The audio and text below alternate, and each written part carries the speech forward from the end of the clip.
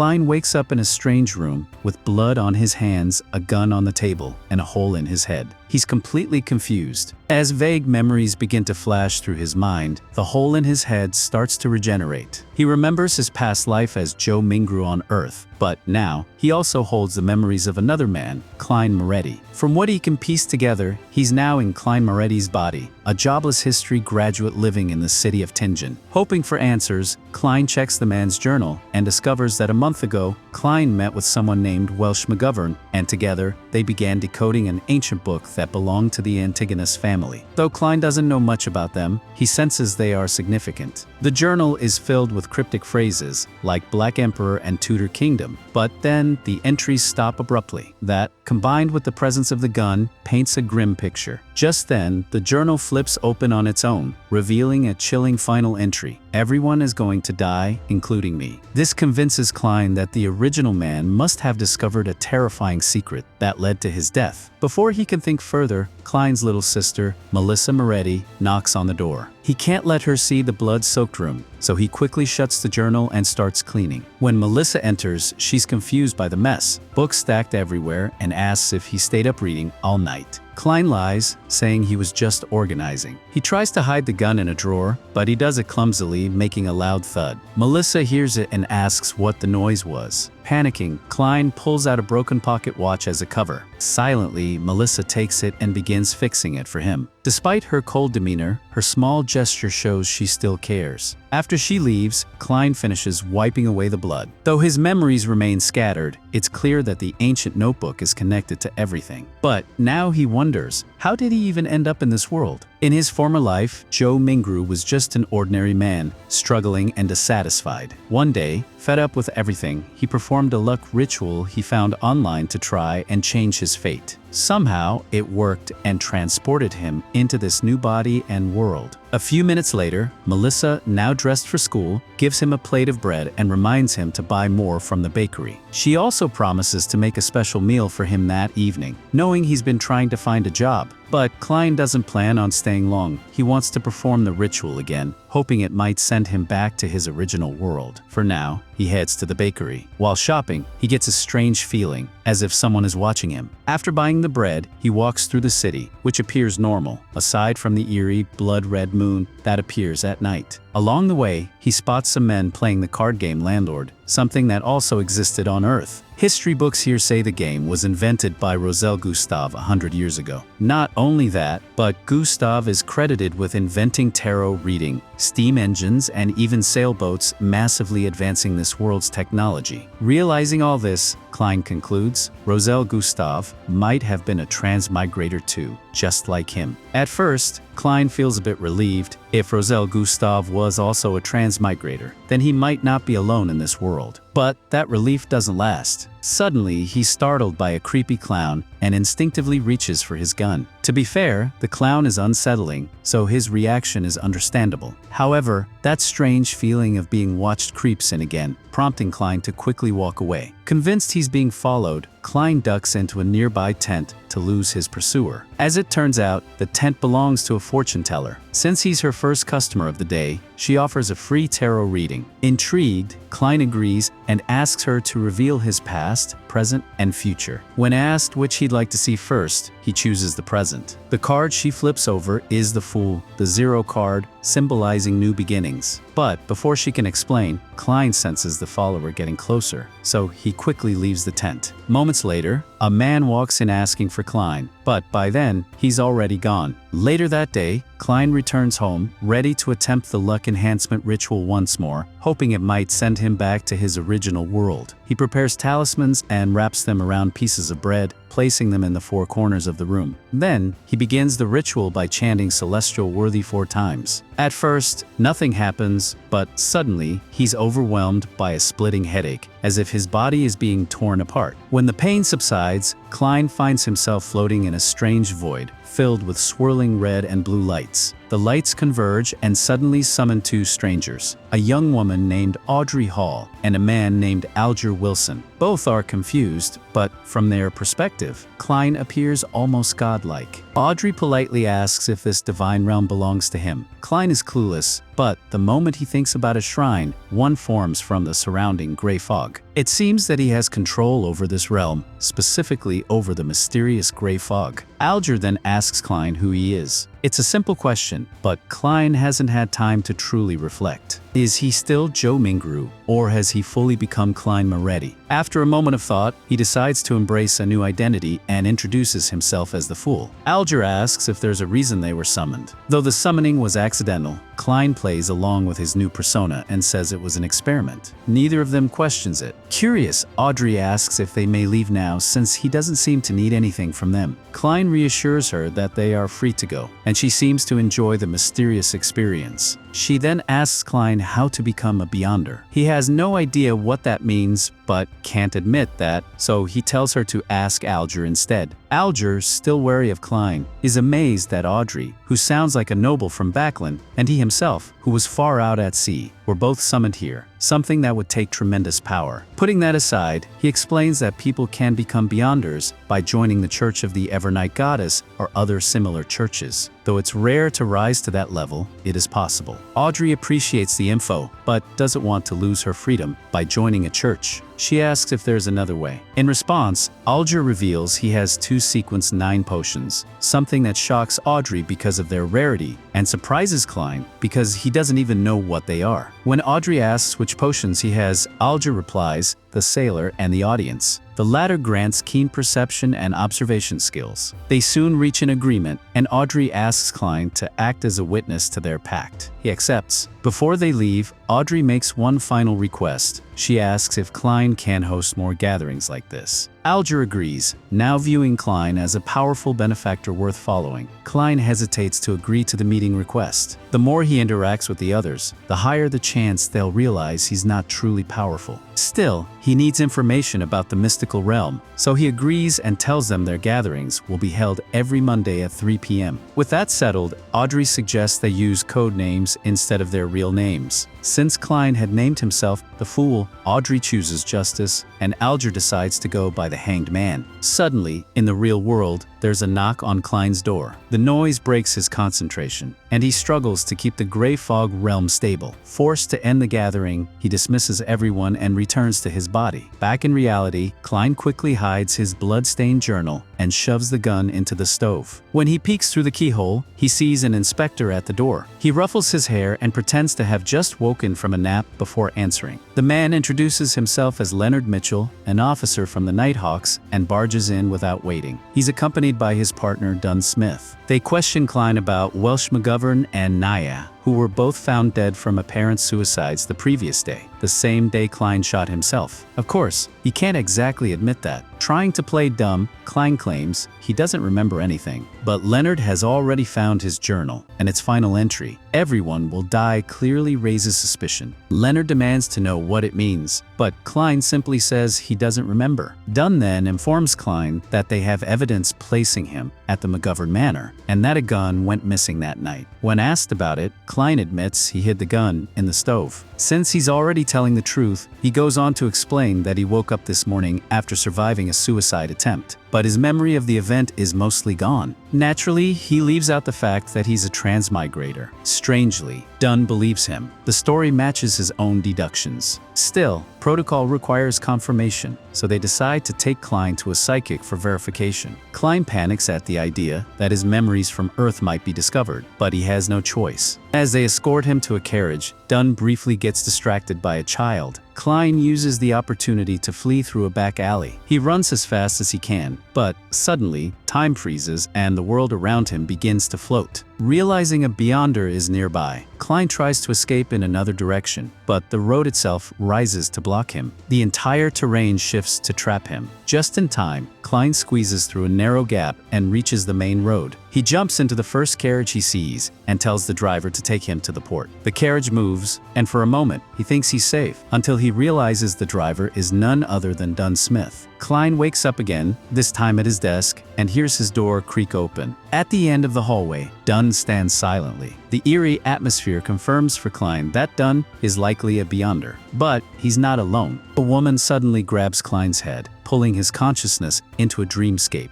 This woman begins probing Klein's mind, searching for memories. Thankfully, the gray fog protects his memories of Earth, keeping his secrets safe. Still, she continues looking for clues about what happened the night before. She asks Klein what happened with the Antigonus notebook, but he genuinely doesn't know. Then she asks what he was doing when Welsh died. Her powers force Klein to reenact that moment, and he ends up shooting himself in the head once more, just as it happened. He snaps back into the hallway as the woman leaves his mind. She informs Dunn that Klein is telling the truth. He really did attempt suicide, and she found no memory of anything prior to that. However, the Antigonus notebook is still missing, and Klein remains vulnerable. Recognizing this, Dunn offers Klein a chance to join their organization, the Nighthawks, and become a Beyonder himself.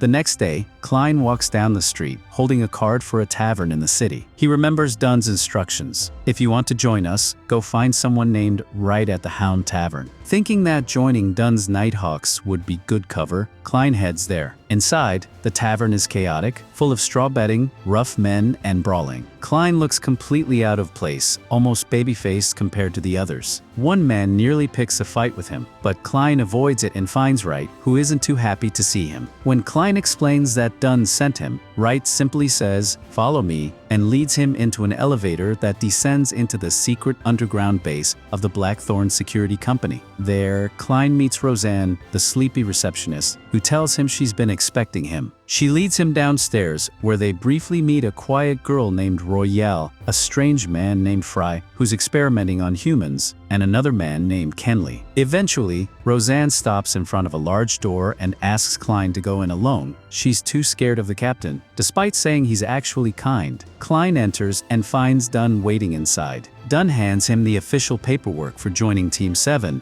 explaining that this is just one of many hidden bases used by their supernatural division. Klein is happy to join, but Dunn warns him that becoming a Beyonder carries serious risks, including losing control of oneself. He asks Klein to take a candle and follow him. They enter a solemn chamber filled with graves, resting places for former Nighthawks who lost control of their powers. Dunn explains that these tombs serve as a reminder of what lies ahead. As they talk, Dunn explains the 4 Beyonder paths available through the church. Path of complete insomnia, path of the corpse collector, path of the mysterious intruder, path of the seer. Klein is told to carefully consider his choice and speak with the alchemist, Neil, for guidance. Later, Klein finds Neil's lab. The room seems empty until it suddenly explodes and Neil appears out of the smoke. Klein introduces himself, but Neil already knows him, having been informed by Dunn. Neil invites Klein to help clean up, and as they work, he tells Klein about his studies and experiences. When Klein humbly downplays himself, Neil encourages him to start small, learn gradually, and eventually master things like code breaking. To Klein's surprise, Neil then pulls out a diary written by Emperor Roselle. These diaries are legendary and believed to hold immense power, yet have been indecipherable for over 150 years. Neil says he managed to decode small parts, but Klein is shocked to realize they're written in Chinese, his native language from his past life. Reading them is easy for him, and he begins absorbing secrets from the Emperor's life. However, he keeps this ability hidden, pretending he understands very little to protect his true identity. Inspired by the diary, Klein decides to walk the path of the Seer, believing it aligns with the legacy of the Emperor and perhaps his own destiny. Neil is stunned by the choice, warning Klein that once he takes the potion, there's no turning back. But Klein is confident. So, Neil begins preparing the potion. The ingredients are strange and unsettling. When finished, the potion even explodes and smells awful. Neil teases Klein, but then advises him to drink it quickly, without hesitation. Klein steels himself and drinks the potion. Its effects hit immediately, energy surges through his veins. Neil tells him to visualize something that exists in this world. Klein succeeds. Next, Neil tells him to imagine something that doesn't exist in this world. When Klein visualizes a rocket from his previous life, chaos erupts, weather shifts, explosions occur, and the terrain bends. Neil urges him to stay focused. Klein, now standing atop the imagined rocket, eventually imagines a spacesuit, causing the surroundings to collapse. Neil calms him down, and finally, Klein stabilizes. His eyes change color, signaling that he has successfully become a seer. Neil congratulates him, saying he has great potential. Klein now sees Neil's spirit and learns he can perceive others' physical conditions through this new power. However, he's shocked to also see two massive eyes above Neil. When he points it out, Neil dismisses it as possibly just a weather phenomenon, but Klein notices someone or something disappearing in the background. Drained, Klein is advised not to overuse his powers, as it could lead to illusions or even collapse. Neil tells him how Leonard once fainted from overuse. To deactivate the ability, Klein is instructed to tap between his eyebrows twice. He tries it, and his eyes return to normal. Neil offers a few more tips on how to use the Seer powers efficiently. Before Klein leaves, he's told to pick up his gear, a pistol and special demon-slaying bullets. He's also reminded to ask Dunn for his monthly allowance. With that, Klein leaves, tired but happy. Klein went to see Dunn, who offered him more advice. He reminded Klein that, with power and uniqueness comes risk, and warned him to avoid meddling in matters that didn't concern him. Dunn then told him his salary would be £3 per week and handed him £12 in advance. Overjoyed, Klein felt like he had finally escaped poverty. Excited, Klein bought a new cane and clothes and began wandering around the city. While walking, a carriage pulled up beside him, and someone inside ordered him to get in. It was Leonard. Inside the carriage, Leonard handed him a photo of a boy named Elliot, the son of a wealthy merchant. The boy had been kidnapped earlier that morning, and they needed to investigate. Klein was confused. They were supposed to deal with Beyonders, not kidnappings. But Leonard explained they were undercover at a security company, and the boy's father was a regular client. He assured Klein it would be easy for a seer and handed him the boy's clothes to track. Using his powers and a dowsing rod, Klein activated his abilities. The moon turned red, and the dowsing rod revealed Elliot's path. Strangely, those ominous eyes from before appeared again, watching every step. Following the rod's direction, Klein guided the carriage through the city until they arrived at a strange abandoned house on Fourstone Street. Inside, they climbed the stairs, and the rod pointed them to the exact room. Klein activated his spirit vision and saw two kidnappers and the child. Leonard praised him. "Well done, it'll be over now." But Klein was exhausted, wondering if he was overusing his powers. Leonard then burst into the room, quickly taking out one kidnapper and beating the second. At that moment, a dark feather appeared in the air, and both men felt a sinister energy. The kidnappers began transforming into a grotesque Beyonder monster. Excited by the challenge, Leonard engaged the creature. The monster couldn't land a hit on him, and when it tried to escape, Klein followed carefully to avoid an ambush. Suddenly, the creature appeared beside Klein, who fired his gun despite trembling. The monster flew upward, but suddenly fell. Leonard had used his powers to enter its world, bind it, and eliminate it. With the child saved, the two felt relief. But once again, Klein saw the eyes watching him. When Leonard asked what was wrong, Klein said nothing. Once Leonard left, Klein muttered that the original Klein had visited this place before. Later, they returned Elliot to his father. Leonard began investigating how the kidnappers obtained the Beyonder potion that turned them into monsters. He joked with Klein, saying it was rare for beginners to face monsters like this, and added, "Anyway, I'm happy to work with you." Klein was surprised, but shook his hand. Leonard mentioned he felt something drawing him toward Klein, and Klein admitted, "Me too." After Klein left, Leonard was seen speaking to someone in the shadows. Meanwhile, Klein, now excited to tell his sister about his new job, arrived home, but something was off. The house had changed. Sensing a Beyonder's presence, he tried to flee. He found a door and entered. Inside, Klein's diary was flipping its pages by itself until it stopped on the line, "Everyone will die, including me." Suddenly, the Fool Tarot card appeared, and the space around him transformed. Klein awoke, terrified. He now believed the house across from the kidnapping site might hold clues to the Antigonus family's notebook. Elsewhere, a man wandered the streets until he arrived at Klein's home. The door opened on its own. It was revealed that this man was Benson, Klein's older brother. Seeing how poor the living conditions were made him emotional. He began to cry. That evening, the family sat at the dinner table. This time, Klein was the one cooking. The delicious aroma surprised both Benson and Melissa. She even asked if this was really Klein's first time cooking. Once they tasted it, they were shocked by how good it was.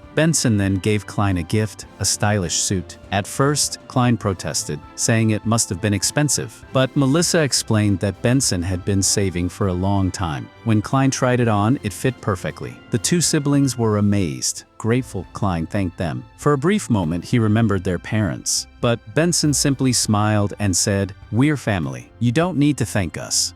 Everyone was happy for a brief moment. Meanwhile, we see the person who had been spying on Klein getting interrogated, rather painfully, by Captain Dunn. Dunn discovered the spy's connection to the Secret Order, the organization behind leaking the Antigonus family's notebook, based on the seal on the spy's neck. Leonard noted it made sense now why the man was watching Klein, and warned that the Secret Order wouldn't give up easily if they wanted something. So Dunn decided they had to locate the notebook before the organization did. Just then, his assistant arrived and informed him that Klein had found a lead. Klein had visited the house of a deceased woman and got overwhelmed, but Captain Dunn helped calm him. Leonard found a message at the scene that read, "I came here and I found the notebook." However, after searching the place, they couldn't find it. They also learned that the woman's son, Piper, had gone missing. Leonard handed Klein a picture of Piper, who then used his powers and cane to try locating him. But the cane started moving erratically, almost hitting Klein. Dunn stepped in and stopped it, noting that a powerful force was interfering with their search. He decided to request help from the Holy Cathedral Knights. Later, Dunn handed Klein a topaz pendulum, a tool to help amplify communication with spirits. Meanwhile, the Knights authorized the use of a dangerous Grade 2 artifact, a rare sealed relic typically locked behind barriers due to its power. Some such items possess mysterious abilities, others are outright destructive. When the artifact arrived in Tingen City, Dunn introduced Klein to the rest of the Nighthawks. Harrison, the Nightmare Sequence 7, Ara, the Gravedigger Sequence 8, and Daly, the Spirit Medium Sequence 7, who warmly welcomed Klein. However, Harrison objected to Klein's participation, stating his combat abilities were basically zero. Dunn was also uneasy, not because of Klein, but because of the artifact. Using it was risky. But Harrison argued that if the rumor about Piper being related to the Antigonus family was true, then they'd need an artifact from that family to find him. Harrison activated the relic while instructing everyone to follow his lead for safety. As the artifact, a sealed box, was opened, it began to move. Inside was a small mummy-shaped clown doll. Klein called it cute until its second face appeared and it suddenly tried to strangle him. Luckily, Leonard stepped in to save him. Klein freaked out and ran as the creepy doll chased him. Dunn explained that the doll reacts to things related to the Antigonus family, likely why it targeted Klein, since he had uncovered a clue. The doll could control 2 or 3 nearby people, but its grip could be broken with a powerful smack, just like Leonard did. Klein was still running while the clown doll continued to chase him. Suddenly, the doll became furious upon seeing Piper's coat and started going wild. This confirmed Harrison's suspicion. Piper was indeed from the Antigonus family. He immediately ordered the team to track him down. The Nighthawks began their search, walking through the city while performing the strange artifact movements. Klein felt embarrassed by this, but Leonard reassured him he could stop for now. They later switched to carriages to speed things up. Meanwhile, a strange man was performing dark magic using Piper and the notebook, with Piper serving as the sacrifice. Another clown-faced individual appeared. Noting he was late, the notebook had already been absorbed. However, upon hearing the Nighthawks carriage, he saw a new opportunity. When the team arrived at the warehouse where Piper was, Klein doubted the doll's ability, but Dunn interrupted and told him to focus. Using the topaz pendulum, Klein sensed something dangerous inside. Just then, the doors burst open with red winds, scaring the horses. It was clear Piper had turned into a rampaging monster. Dunn warned Klein to stay back, and the rest of the team surrounded Piper and launched an all-out attack. It looked like they were winning, but a sudden explosion sent everything into chaos. Dunn realized they weren't fighting an ordinary monster, but a walking corpse fused with the notebook. As the team continued battling, Daly discovered the monster's weakness. She asked everyone to restrain it for just 3 seconds. With powerful, relentless attacks, they pinned the monster down. But just as Klein felt something strange, the notebook inside Piper began glowing red. A devastating blast erupted, seriously injuring Dunn and Leonard. Harrison tried to protect the artifact, attacking with his sword, but the monster countered and flung him away. Even with injuries, Dunn tried to take control of the situation. At this point, Klein finally stepped in and used a hypnosis tool to put the monster in a trance. Daly seized the moment and delivered the finishing blow, killing Piper. After the battle, Dunn rushed to help Daly, tending to her injuries. Meanwhile, Klein heard a strange noise. Following it, he found a mysterious notebook. Suddenly, the clown-faced man appeared and tried to strike Klein, but Dunn intervened. It turned out the attacker was just a shadow clone, and the real one escaped. The Nighthawks' new mission became securing the notebook and the artifact. Klein recognized the attacker. It was the same man he saw at the circus. Harrison fought the clown, but couldn't land a hit. Even Leonard joined in, but the Jester unleashed an explosive attack from his face. No one could stop him until Klein, analyzing his movements, came up with an idea and managed to land a hit. The Jester then revealed his real plan. He struck the bag holding the artifact. The box opened, releasing the clown doll again, which immediately took control of the area and everyone in it. Klein, realizing how dangerous the situation had become, decided to escape using a fog spell. He recited the incantation and vanished. Before leaving, he concluded that the Jester aimed to unleash the doll to control everything. Knowing that staying would only put his friends at risk, he used the pendulum to safely return to his world, hoping to come back stronger. When Klein returned, he found the Jester waiting for him, offering a deal. If Klein handed over the Antigonus family notebook, the Jester would release him and his friends. As a bonus, he promised to elevate Klein to the 8th rank. Klein was torn. Was the Jester telling the truth or just trying to trick him? The Jester claimed everyone was asleep and that this secret would stay just between them. But Leonard, fully aware of the situation, urgently called out to Klein to make a decision quickly. Then the Jester whispered something shocking, though we don't hear it, and pulled out a strange weapon, nearly touching Klein with it. But Klein grabbed the weapon first, catching the Jester off guard. He used that moment to strike. Just then, the cursed doll, which still hadn't lost its effect, suddenly took control of the Jester, giving Klein the chance to finish him off, one shot to the neck, one to the head. As the Jester died, he suddenly stood back up and uttered the name Hornesis before collapsing for good. With the battle over, the team secured the ancient artifact and everyone checked on each other. Leonard approached Klein, saying he had wanted to save him, but in the end, Klein saved them all. He whispered that he knew more than he let on, which made Klein call him a narcissist. They returned the ancient weapon to its resting place, officially completing the mission. Captain Dunn praised Klein, saying he had performed exceptionally, saved lives, and ruined the Secret Order's plans. He assured Klein that the Knights Templar would verify the contents of the notebook and that Klein would get to read it soon. He also promised to recommend Klein as a permanent member of the Nighthawks. Still, Klein was stunned. If the Jester knew the notebook was so dangerous, why did he bring it to Tingen? Dunn replied, "People with evil intentions always make foolish choices." As Klein looked at the Jester's body, shocked that he had killed someone, Dunn reassured him it was necessary to save lives. Klein recalled what the Jester had said, that the 8th rank opposite the Seer was the Jester. Later, he met with the Nighthawks to say goodbye. Even Harrison acknowledged Klein's strength, calling him the first 9th rank to defeat a 7th rank. Klein blushed and insisted it was just luck, but Leonard started analyzing the situation, like always, only to get shut down by Klein again. Still, Harrison said Klein was the most talented seer he'd ever met and that a bright future awaited him. Back at home, Klein began experiencing strange sensations. Dunn told him to rest, and Klein reflected on everything that had happened. He decided to visit the university to speak with his history teacher. At the university, Klein met with Professor Eggers and asked about Hornesis. He shared everything that had happened, including the notebook and events in the Hornesis Mountains. The teacher seemed intrigued and mentioned hearing something similar, but then downplayed it, saying it might just be a coincidence in the word origins. Klein asked him to reach out if he discovered anything useful. Before leaving, he thanked Eggers for the gift, but Eggers said the real thanks went to Klein for his dedication. He also warned Klein to avoid meddling in forbidden areas if he wanted to stay out of trouble. Klein promised to be careful. But after Klein left, Eggers began thinking deeply, then revealed a mysterious tattoo behind his ear. From his shadow, an eerie power emerged, hinting that there was far more going on than Klein realized.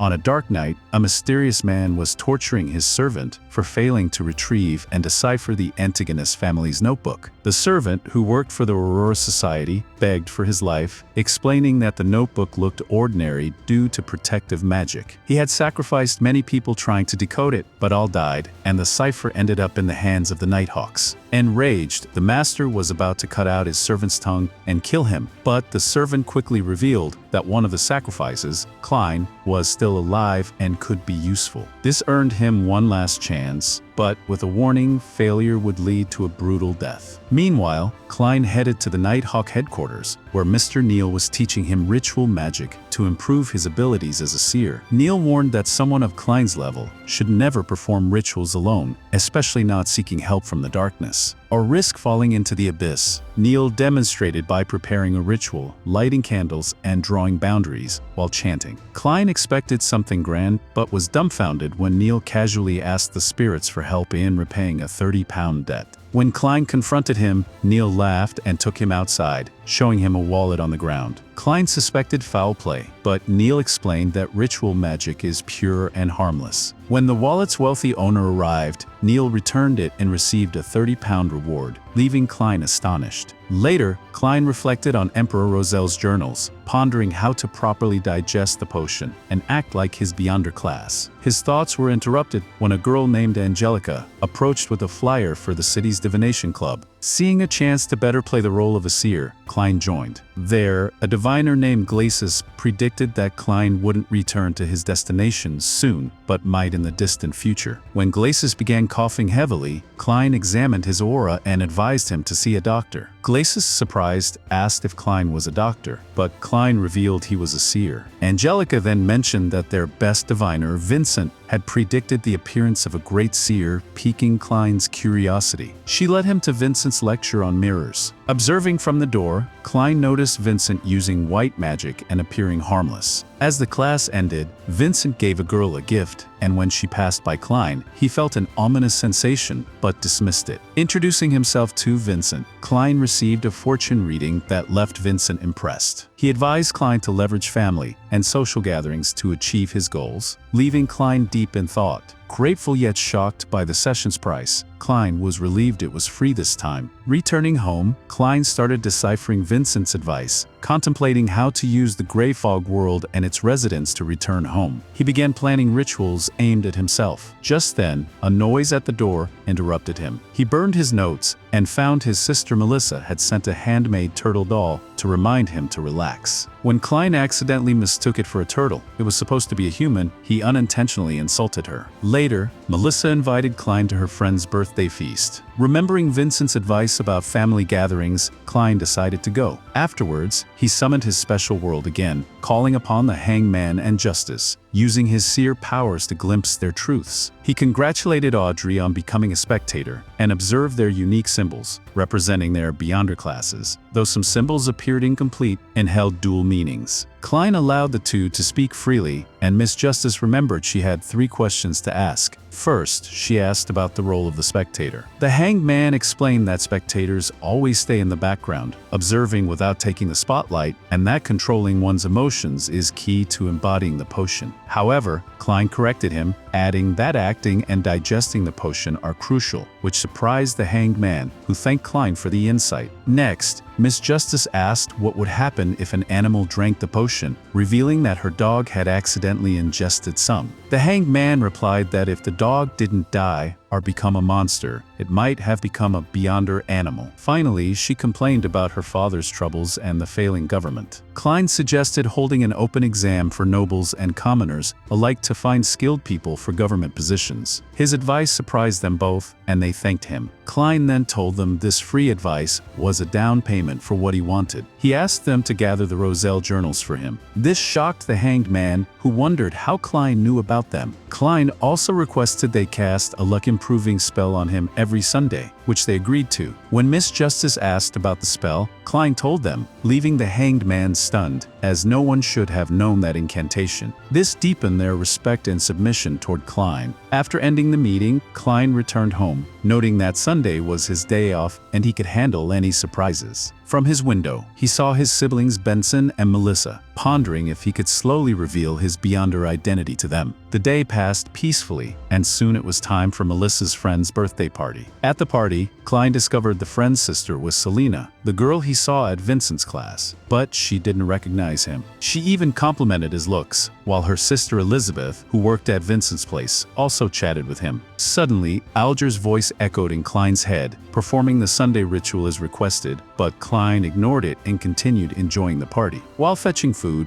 Elizabeth assured him that Selena didn't know his Seer identity. Then Melissa teased him about marriage, embarrassing Klein when she mentioned that Elizabeth was just 16. Meanwhile, the girls gathered upstairs where Selena brought out the magic mirror gifted by Vincent. She performed a spell to activate it, which let them see visions about their future husbands. However, Klein sensed a dangerous aura from the room. At the same time, we saw Vincent exuding a sinister presence, saying, "It's time, Klein Moretti. Time for the sacrifice." Alarmed, Klein used his pendulum and detected grave danger nearby. He rushed upstairs and found the girls watching the mirror when suddenly, a wild, monstrous girl appeared in the reflection. Klein realized it was too late to evacuate the girls safely. Worse, Selena had already been affected and her friends were falling one by one. Remembering Neil's teachings, Klein searched for ritual supplies. Fortunately, everything needed was in the room. But before he could complete the ritual, Selena, now a monster, attacked. Vincent, speaking through her, boosted her powers, causing Selena to bind Klein with her hair and drain his spiritual power. Vincent demanded to know what Klein had discovered about the Antigonus family notebook. As Klein grew weaker, his thoughts went to his sister Melissa, regretting that he might die and leave her alone. Just as hope was fading, Miss Justice completed her luck ritual from afar, giving Klein a sudden surge of power. He broke free, enraging Vincent, who sacrificed his own arm in a desperate magical attack to kill Klein. But Klein, using the last of his strength, completed the ritual, purifying Selena and eliminating the evil power with a final bullet. This finally severed the connection between Selena and Vincent, returning Selena to normal. Afterward, Klein promised himself never to involve his family in mysterious or dangerous matters again. Meanwhile, Vincent, realizing his failure, tried to escape before his master could punish him. But his master appeared right at his doorstep and crushed him like an insect. Later, Klein brought Dunn to the divination club, explaining that Vincent had given Selena the cursed mirror, which hinted that he was part of the Aurora Society. Upon arriving, they discovered Vincent's corpse, his arm still missing. Klein confirmed that the spells at the scene matched those on Selena's mirror. Dunn then used his magical ability to glimpse the evil entity behind the society. What he saw left him stunned, a grotesque creature, its entire body tightly bound with only a single eye visible. Meanwhile, on her birthday, Miss Justice woke up in Backland to her servants preparing her clothes. She celebrated happily with her dog Susie, but got the biggest shock when she discovered that Susie could now speak like a human, an unexpected effect of the potion the dog had accidentally drunk.